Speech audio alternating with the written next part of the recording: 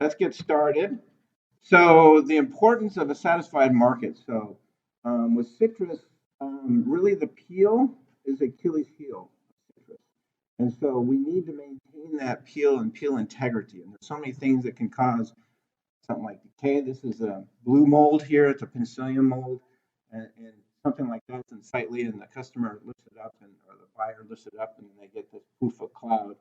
So we don't want to have different types of claims and things happen up on the receiving side, especially because all of the effort, resources have gone into growing it, shipping it, and such. And we want repeat customers. So first thing I'm going to talk about is decay susceptibility. And there's a lot of things that go into decay susceptibility. Because we're dealing with fruit, it's also had a history in the field. And so in our work, we do a lot of pre-harvest work looking at post-harvest quality as well. So I'm going to show some data and research that we've done more recently looking at pre-harvest control, but we've been looking at that since I arrived at UF in 1998 to see how some of our pre-harvest fungicides affect post-harvest quality going. So when we're talking about decay, we have different types of pathogens that we have to deal with. We've got the wound pathogens, things like penicillium and sour rot. Those things actually need a wound. So if you have handled your product very carefully, and that's why careful handling is so important, then we're not going to have a chink in the armor. Whenever time you have even a small abrasion you can't even see, what you've done is you cut through that outer cuticle, you opened up those outer epidermal cells, you bursted those cells open, so you spilled their guts. So now they've got water, nutrients, and a great place to hide and grow. It's like a nursery, okay? And so these pathogens need that break in the surface to be able to get in and to be able to invade. Places like Mediterranean climates, like California, Spain, and those type of places, that's the worldwide. The worst one is the penicillium mold. Okay, sour rot is usually more later in the season. Sanitation is really important for both of these as well. So careful handling. But we also have ones that have quiescent or latent infections. And those are ones that are like stem end rots, like the Plodia stem end rot, Phomopsis, Anthracnose. These things are in the field, they're growing, they're sporulating in the field during summer. In Florida, we've got the summer rainy months, and that's when most of that's raining down on the fruit. And so we get these latent infections. They start little tiny infections, or anthracnose forms a little pressoria, a structure on the surface of the peel, and it can penetrate directly into an intact peel, or it sits there and it waits until it's time for it to develop, and then it'll invade that intact tissue. Those are more difficult to control. And so a lot of the things that necessarily go in California aren't going to, because they're looking at penicillium molds, aren't going to work really well, aren't going to work at all on these quiescent infections. There are many things that are influencing the potential for decay. We talked about the pre-harvest field conditions, and I'm going to show you a picture here next of a field where we've got a really HLB infected field. We've got a really stressed, and we've got the fruit that's hanging on the tree. I was at a packing house, and we were looking at decay on the roll boards, and I go, this looks like the harvesters are picking up fruit from the ground and putting it in the picking bags. And so, because it wasn't just one decay organism either, it was a bunch of different things that were going on. We went out to the field and we saw something like a picture we're going to see in a little bit. So, the condition of the trees before harvest is critical in having a good, healthy fruit that you're going to harvest and put in the bin. It's going to be able to continue and have the shelf life legs to get it to market. Harvest handling practices and also post-harvest, of course, all the way we handle it, with treatments we do post-harvest in the packing house and such. We'll talk about these. So this is one of those fields that I was talking about with HLB, and you've got stem end rot, and then also you'll see it in many different places, other types of diseases growing as well. And our colleagues at USDA did some really nice work, and they were doing work on processed fruit. I'm post-harvest, so I'm working just on fresh fruit. And I'm on the east coast of Florida, by the way, down between Orlando and West Palm Beach. That east coast is the prime grapefruit growing region, and we do a lot of export there. So we need the fruit with really long shelf life there. They did some really nice work. They were looking at process. They were starting to pick up actually some genetic markers in the juice that we're not aware of. And when they started looking at it, they found out it was actually the Plodia stem end rot. And so this stuff is developing in the field, and it's at harvest is getting down into the fruit and in the juice. Now, this is an extreme example, but post-harvest, when we're dealing with decay control, we have traditionally been able to control it. We've got a bunch of fungicides and ways that we treat the fruit that we can handle the fruit in such a way that we can really reduce the potential for decay and have good arrivals.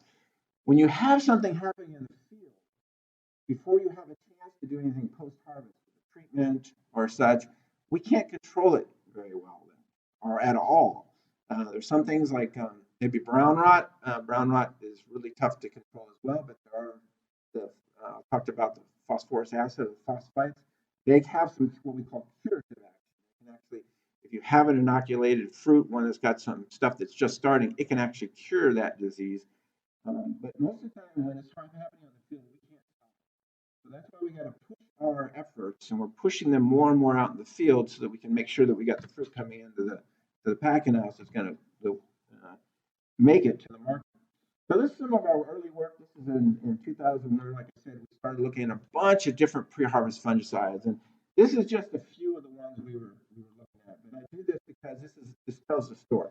Okay, we had control. In this case, we had pyraclostrobin, which is like headline, phosphorus acid, biophenate methyl, and benamil. Now, benamil, we lost that around 2000, and it was a great pre-harvest fungicide, and we could apply it, 2 days to 2 or 3 weeks before harvest, and it gives great post-harvest decay control. We don't have it. We're looking at alternatives. We got a second because of this research, and it worked just as well as the benamil. Okay, you can see we also saw some effects on pyraclostrobin and phosphorus acid, and we do see that once in a while. Phosphorus acid, we've done work with brown rot, and it does really good control for brown rot. And there's a post-harvest fungicide I'll talk about that's also labeled for that.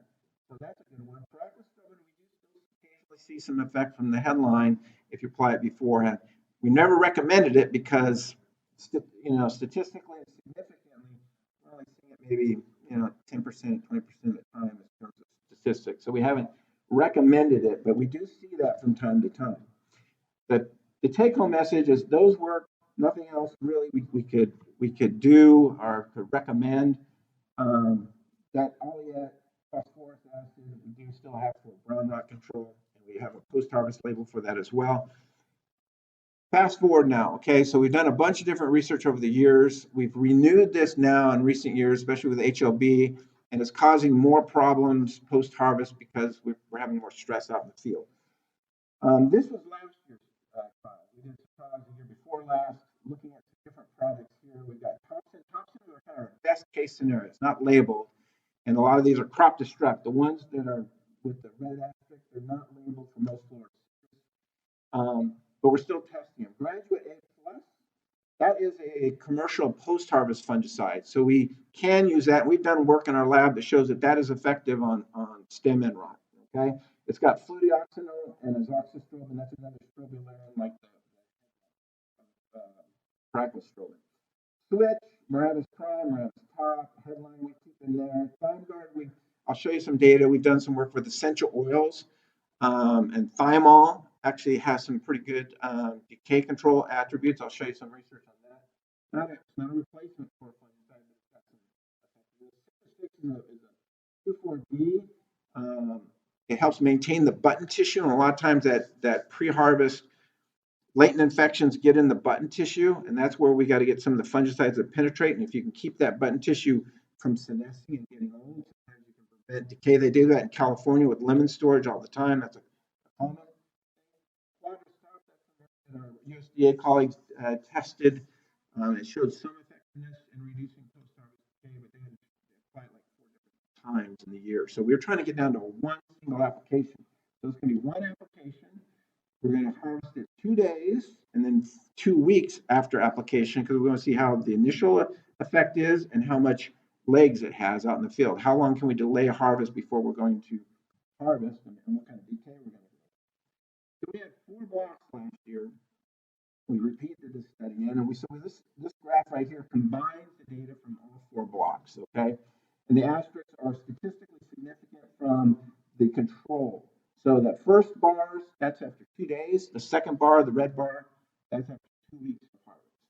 And so you see our controls, and you see a lot of variability. There's always a lot of variability in But you can see our Thompson, our best case control, gave us the best control. 2 days or 2 weeks after application.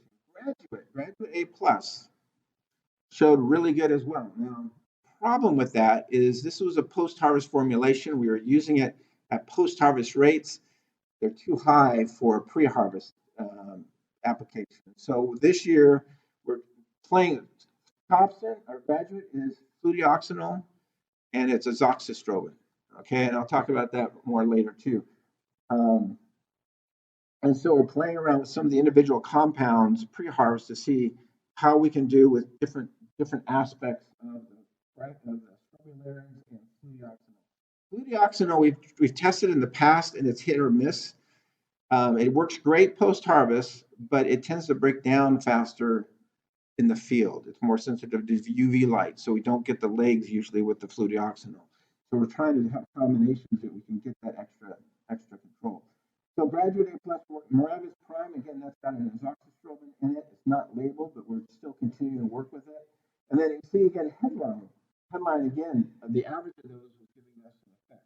So we're including in their treatments this year the headline pyracostrobin to see how that's doing. We've gotten rid of all those ones like Thyme, Thymol, Citrafix, Quadris, Top, and such that were less consistent. So we're working on that. I'm going to go through that post-harvest control method. I don't know how your background is in our arsenal of tools that you can use. So we're going to go over that real quick. Good sanitation, don't forget about that. But with food safety, I also do a lot of food safety training, and the principles in good food safety in terms of reducing and cleaning and reducing the inoculum of the potential for contamination works for plant pathogens. We were teaching the importance of good sanitation before food safety was an issue because it reduces the potential for decay. The more inoculum, the dirtier conditions, the more likely it is that those spores are going to find a nice place to land on your fruit, a place that's protected and they can control, or they can grow. So the good sanitation is paying dividends in the packing house. And things like sour rot. Sour rot is one of those things that are a wound pathogen. It's something that gets on the brushes. If we don't have good sanitation, then it colonizes and it basically inoculates all the brushes, and then you get sour rot problem in your packing house. And the way to combat is to clean and sanitize those brushes effectively. We haven't really seen sour rot as a big issue since a lot more of this attention to food safety. Careful handling, again with wounding, I'll talk about that more later. I've got a graph to show that. And use of fungicides. Again, with fungicides, you've got to have one that's labeled for the crop and in the state that you're in too. So make sure that that it's labeled for your particular area and state. So sanitation, we already talked about that. Regularly clean and sanitize, remove fruit leaves and other trash. Some packing houses, they would actually dump the fruit outside the packing house because when you dump it, there's a lot of trash and leaves and dirt and stuff like that. You get kicked up because once you get it in the packing house, you've got it enclosed in a building. You go out to California and they store fruit and they bring out lemons for repacking. They'll either take them outside the packing house or they'll have a big old fume hood sucking up all the spores to get them out of the house because once you get that trapped in the packing house, it's hard to get them out. And so if you can keep all the dirt, keep them as dirt stuff as you can outside the packing house, that's good. And again, we want to use sanitizers, any type of recirculated water system, keep that water sanitized as well. Okay, this is a nice graph on careful handling. What we have is we looked at some grapefruit, marsh grapefruit, throughout the season. We're looking at changes in green mold. Okay, and then they wounded the fruit at different depths. So they had 0.5 millimeters, 1, 2, 3 millimeters. You see, later in the season, you got more decay developing. But especially a big jump between the 0.5 and 1 millimeter, you saw as you got more of a wound. But if you got anything more than 1 millimeter, then you got lots of decay. So that shows that it takes just a very little small nick and cut or whatever to get that penicillium in there and cause decay. So careful handling is really key for these wound pathogens that we've been talking about. Fungicides. We do have a lot of tools. Now, there are a lot of fresh fruits and vegetables that don't have anything that's available. Well, we have quite an arsenal of different things that are available. I'm going to talk about each of these just to give background of how they're effective, what concentrations: thiabendazole, amazole, SOPP, sodium orthophenylphenate, sometimes comes up as OPP, orthophenylphenate, fludeoxonil. Those top three are older, relatively older fungicides. Fludeoxonil is relatively newer. Fludeoxonil azoxystrobin, pyramethrinil, propionconazole, potassium phosphate. I'm not going to have a slide on pyramethrinil, although it may be something that you, depending on your operation, if green mold is your main concern, pyramethrinil is a newer fungicide. A lot of those ones that are newer have especially been pushed by like California, where they have a lot of resistance to our traditional fungicides, thiabendazole and amazole. Okay, there's a lot of resistance, so they can't use it very effectively. So they've developed some of these other alternatives. In Florida, we have very little resistance to these, and so we don't store. So we still use thiabendazole and amazole quite extensively. Thiabendazole is the cheapest. Amazole is more expensive. Fluid is also expensive. So if you go down, you can have some more expense in there. But the pyramethrinil, that one is effective on the green molds, the molds, Penicillium molds. It's not effective against any of the like latent infections like Clodia, Phomopsis, and such. So we're not using it or consuming it at all in Florida. Also, I think most of your food's going domestically, but if you go internationally, remember that each of your markets has, international markets has its own residue tolerance. And so our post-harvest fungicides are actually quite good in terms of getting registration for our international markets. It's the production chemicals that often have a problem, but I've got a website there I keep tabs on changes in our destination markets and residue tolerances that are allowed. If you ever have any questions about that, you just do post-harvest. You have post-harvest comes up. Okay, thiabendazole again controls. It's great because it controls stem rot and green mold. It's the same class of compound as Benamil. And we did test this pre-harvest as well, and it gave us about the same control as Graduate, as the fludeoxonil. We're not trying it post-harvest anymore because if we use it post-harvest and we use it pre-harvest, then we're much more likely to get resistance. So we're just going to keep this post-harvest. We're looking at something like fludeoxonil that we're really not using pre-harvest, really not using post-harvest in Florida right now. So as a possibility. Recommended concentration is about 1,000 ppm. We double the concentration. This is often put in the wax as well to help protect the fruit during shipment. It's not very soluble in water, so if you have a drench or a dip or something like that, you have to continue to agitate it. They usually put a small amount of surfactant in there to help it to keep soluble. And it is compatible with sanitizers. We put sanitizer like chlorine, PAA, those type of things can go in there. It's compatible with those. Okay, amazolil is their standalone drenches for amazolil. It's good at the for stem end rots as well. It's maybe, in my experience, maybe not quite as good against Diplodia, stem end rots as TBZ. But one thing that amazolil has is that it's really good at sporulation control. So instead of a green fruit, you'll just feel like a clear mycelia white thing. So when a customer opens up a box, even if you have one fruit that's starting to decay from a penicillium, it's not going to have a green ball there. It's just going to be a little decayed area, and it's not going to, the green spores aren't going to spoil the rest of your look of your carton. So it's very nice in sporulation control. Again, it's also put in the wax, and so often our packers will put both TBZ and amazolil in the wax to help protect it as we're going. It's not compatible with chlorine, and so JBT I know has a lot of drenches or has drenches with amazolil, and they have other ways of sanitizing that. It is compatible with PAA, so peroxyacetic acid. SOPP, a nice biocide. pH is very important for it. You need to have a high pH, keeps it in a less active form. And then it's great because any cuts and scrapes, those scrapes are more acidic, and so it concentrates its effectiveness at the point of injury. Okay, it's also got some effectiveness against sour rot, and it's a good general biocide. And so it's one of the 3 chemicals that we use for treating for canker, for bacteria.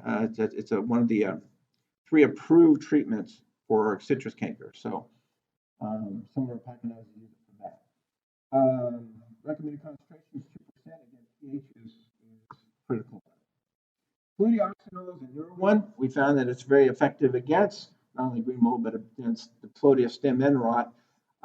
By itself, it's going to have sporulation control, but Graduate A Plus mixes azoxystrobin, and when we have azoxystrobin in with that mixture, Graduate A Plus, we get not only the stem end rot, but we also get sporulation control similar to what you get with the Mazlo. Okay. We also have propionconazole, which is a newer one. We haven't tested it post-harvest, but it has been reported to have good control of sour rot. And so if places that we're not using SOPP, sometimes, and people have a problem with sour rot, then you can also use some propionconazole. It's supposed to give some good control of that. And the phosphites, like I said, get effective against brown and stem end rot, and we also see some effectiveness against stem end rots as well. And here's some data that we did here that showed, this one actually didn't show our curative, where we did some inoculations first, and we could still reduce our stem end rot as well. But we're looking compared to TBZ, we're getting some, just with the potassium phosphite here, we were getting some decent control of our stem end rot. Okay, this is some of our work on essential oils, thiamol and carbapenem. And you can see when we inoculated the fruit, and we used this one, we were able to put the essential oils in the wax. We haven't tried it with carnauba wax. We did it with the shellac wax because it went in solution better. But we were getting some pretty good reduction in control of stem end rot in the wax. And the wax also prevented some potential phytotoxic injury at the higher concentration. So it seems like it might be a pretty good medium for control. This is real life. That's not, that before was inoculated. This is natural infection. And you see that we are getting a reduction in decay using the carbapenem thiamol, but it's not. The only ones that are statistically significant is the 4 and 8 weeks of storage, even though the trend is there. It's not a cure-all. Okay, it's something that would be nice to have some additional benefits, but it's not the same as one of the fungicides we might be able to use. Okay, peel breakdown. I want to talk about real quickly.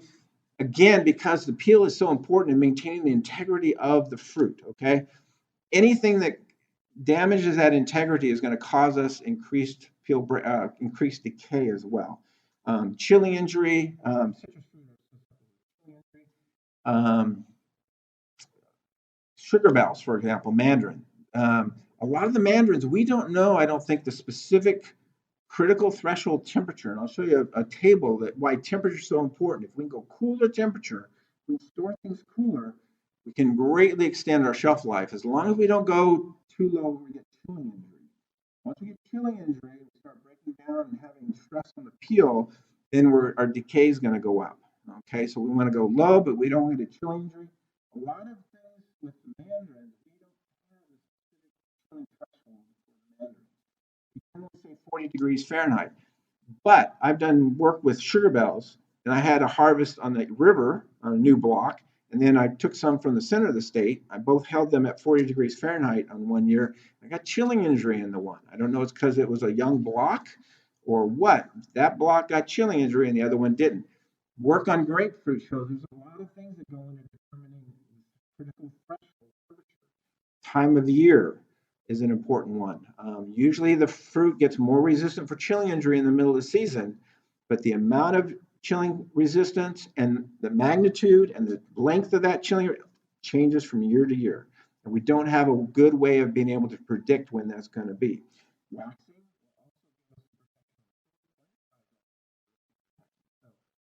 Peel breakdown is so important. Peel breakdown. Sometimes we'll get peel breakdown problems. You see all these different pictures. Stem end rot breakdown on the top left, pitting. Fernando Alvarez, he did some nice work with pitting, looking at relative humidity changes and relative humidity shock. Some of the cold fronts that come down, really low relative humidity. We've had peel breakdown and pitting problems after that cold front comes through. Most of the time, if you can hold off harvesting for a little bit, it recovers. But that, I think, is clear evidence of a relative humidity shock that occurs. It shocks that peel, you harvest it, and then it's going to break down. Also, post-harvest. Again, anytime you've got a low relative humidity environment that they're exposed to, that's not good. So we want to keep the relative humidity relatively high. We want to be able to handle it quickly through the packing house, wash it, wax it, get that. When we wax it, we're basically replacing the protection that the natural cuticle already had. Okay, so if you take a unwashed fruit and a washed and waxed fruit, they're going to lose water about the same rate. What happens if you wash it without waxing it? This fruit's going to lose a lot of water quickly. So we're replacing that protection. So we want to wash it, get it waxed quickly with a good quality wax. Depends on the wax. Carnauba waxes tend to be very good at reducing the rate of water loss. Some of the other ones like shellac are not so good. You'll also something like shellac will seal it up much so it gets really low oxygen concentration, and it can cause pain inside. Okay? All right, I'm going to try to go faster here because this is some work. We've already talked about excessive brushing to the packing line too. If you're getting pill breakdown, look at your brush speed, how much brushing you're having. You only need enough brushes to get the dirt off. Okay, we don't need to repulse them more, things like that, and that can cause a problem. All right, let me go back here actually. Water stress, I talked about when you're stressing, I'll have some data here that shows trees, nutrient imbalances, root damage, right? So being to that tree health, the water status and the ability for the water uptake in the trees, that's all issues. And then I talked about the low relative humidity and relative humidity shock as well. This was we did some deficit irrigation. We held irrigation for a month and was able to keep the rain away, I guess. But we got some water stress, and you see that we saw an increase in peel breakdown. When you have a water stress tree, yes, you're able to get more peel breakdown, so you want to have good hydration of those trees. We did some work with MKP, monopotassium phosphate. Potassium has been shown and suggested to be able to reduce peel breakdown. And the foliar sprays are good because if you put too much potassium on the ground, you can have color development or reduced color development.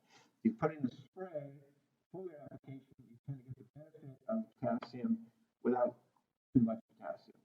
Okay, so we were able to get monopotassium phosphate. We use that instead of bipotassium or mono or potassium would be okay, but other potassium formulation might get salt burn. So we're trying to keep them because be conscious of problems. We also use VaporGuard, which is an anti-transpirant. And actually, that's where we got the best control, I'll say, is using a VaporGuard at 1 or 2% if we have an issue with peel breakdown. Okay. So in the packing house, we have all these different steps. This is a systems approach. Again, if you have questions, you can call me. We can brainstorm on different things. But I'm not going to go into those specifics. But I do want to talk about temperature again. So temperature, if we can reduce every 18 degrees Fahrenheit, 2 degrees Celsius, can they extend the shelf life to double it? Okay, basically as a rule of thumb, 2 to 4-fold, depending on the temperature. We usually estimate around 2. Okay, so if we can go all the way down to 32, and we had a relative shelf life, just increasing it 10 degrees Celsius, 18 degrees Fahrenheit, in that case, we're only getting a third of the shelf life. Okay, so temperature is so important. We want to keep it cool. We want to cool it quickly. So cooling does have a major impact. You just don't want to get too cold when we're getting sun injury. Okay, degreening. That's the other part I want to talk about. Florida, we recommend. Again, we're harvesting the fruit often in the late summer, early season. It's still been too warm. The internal quality is perfectly fine. In the tropics, then the fruit never turn orange, or they stay green, okay? The color is only a matter of your external environmental conditions, the temperature at night, okay? So we don't get the cool temperatures until later in the season, but our fruit internal quality is still great, okay? I was running some grapefruit or playing with some grapefruit in September, early September, and it was a Brix of 9 about. And so the fruit were developing great Brix even early, but it was a matter of color. Okay, in that case, there's also acids. The acids have to go down so we get the right ratio. Temperature in Florida, we go from 28 to 29, and I'll talk about temperature in a minute. I've got a graph for that. California, it's cooler. Okay, and I'll just tell you right now, with mandarins, I would go cooler, okay? Because coloration is two things. It's one, the chlorophyll, the green color breakdown.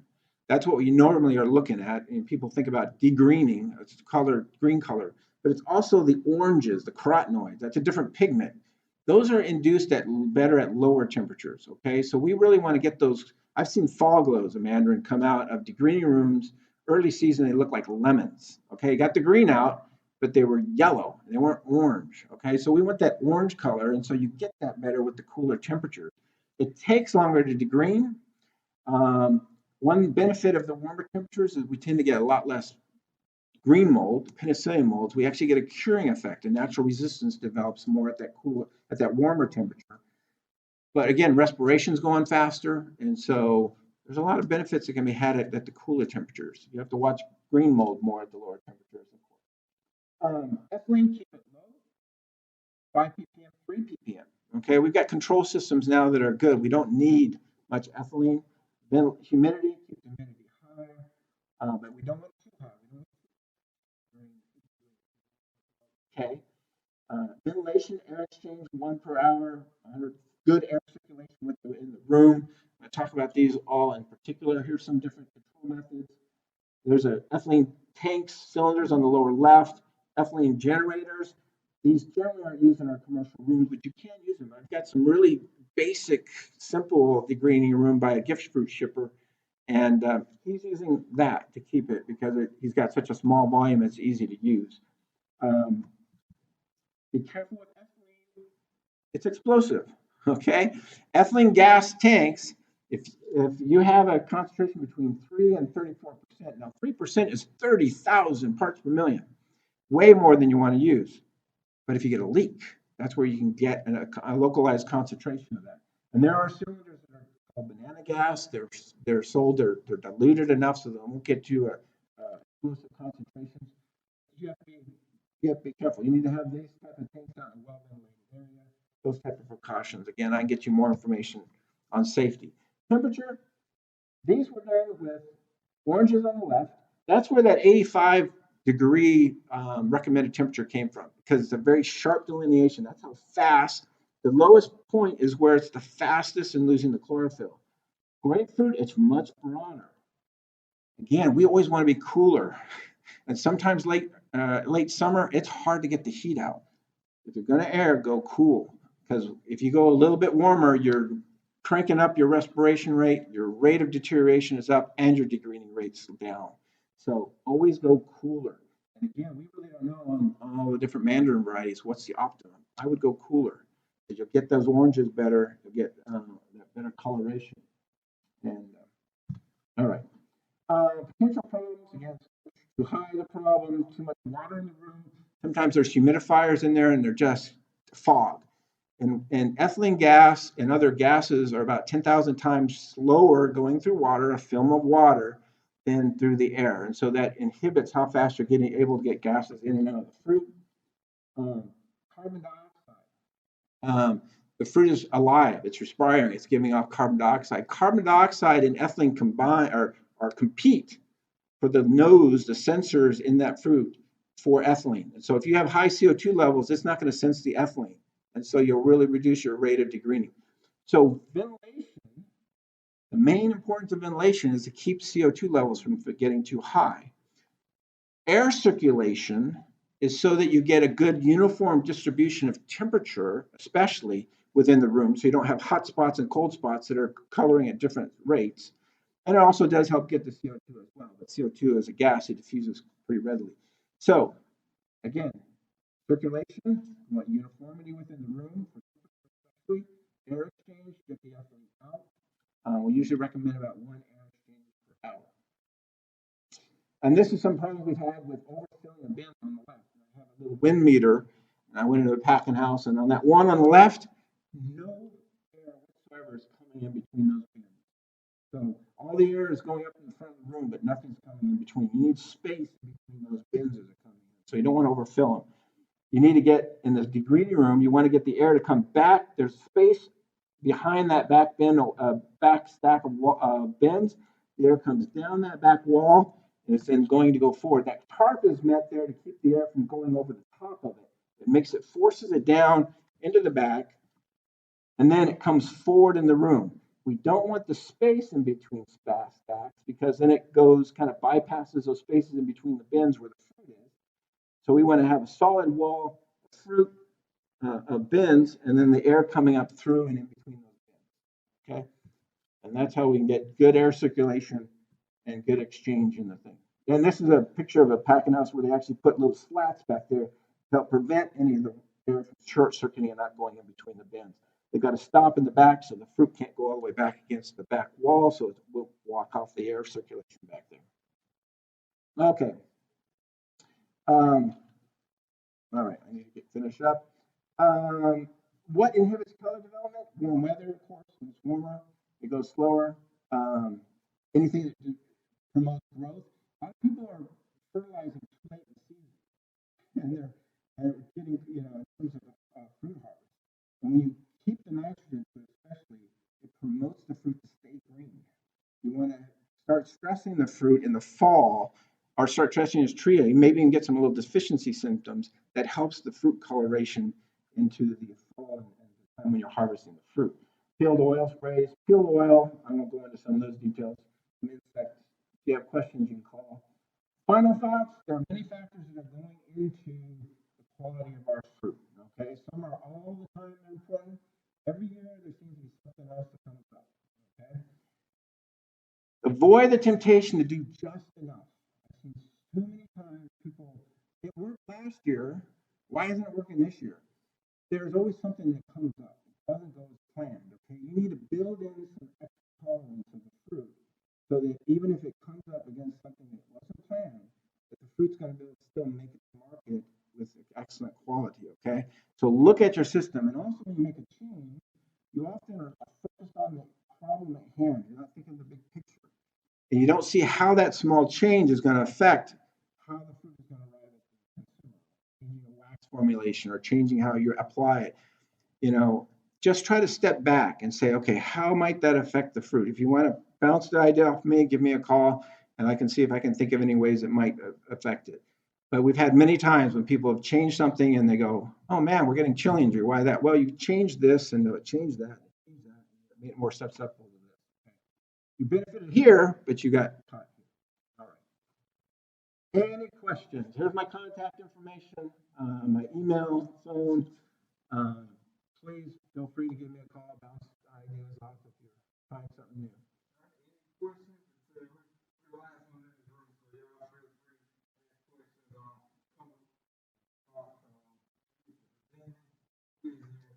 Okay. Okay.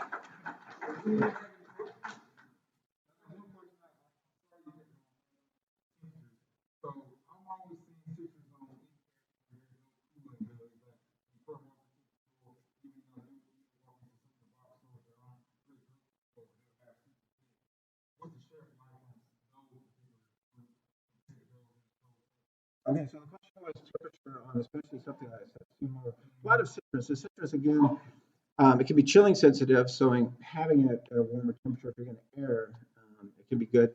Also, when you refrigerate it, I didn't talk about sweating, condensation on the fruit. So if we keep it cool, if we get it cool, we need to keep it cool, not bring it out and let it go up and down. And then timing to market, that's another issue. If they're right next to when you're going to be marketing it, then they can see it, they're going to consume it fairly quickly. Okay. The cooling, the earlier again that you can cool, the faster it's going to spread your shelf life. When they get it to these later destination markets, usually in the distribution warehouses, they're usually keeping it more of appropriate temperature. It's when they get to the retail side that they have limitations on their cold storage, and so. But there we're getting close. So that's probably not going to affect it so much. It's the earlier. And same thing with chilling injury. If you abuse it early, it takes time for chilling injury to develop. So even though you don't see it early, you abuse it early, it's more likely it's going to show up later. So that's why it's important not to go too cold too early as well.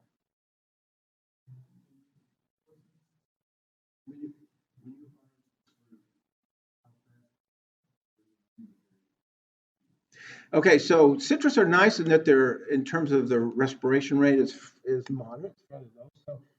So it's not like grape or strawberries. We have to get it within hours. Usually we are after you pack it. If you we usually recommend if you're going to delay more than 24 hours, you try to give a fungicide treatment to help control any decay.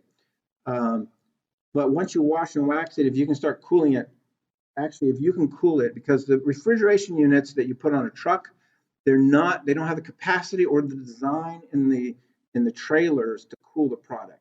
Sometimes people think, oh, I'm putting on a cool trailer, it's gonna be cool. I've been at a port facility a week after they were packed, and I could open up a pack of carton and put my hand in because it wasn't actually designed to cool the fruit.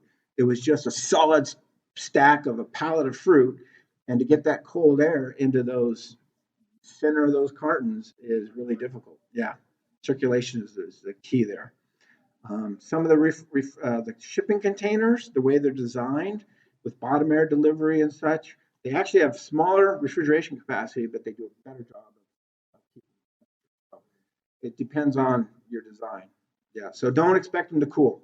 Try to cool them at your facility if you can. You can do things like have a cold room, and you can put a tarp over it and a fan to help pull the air through. But a lot of times, cool rooms refrigeration is not sized to that sudden release of heat, and so the temperature of the room will warm. So check your refrigeration capacity of the room itself.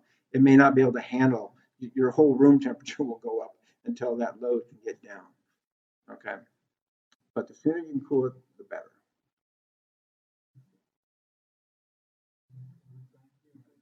All right.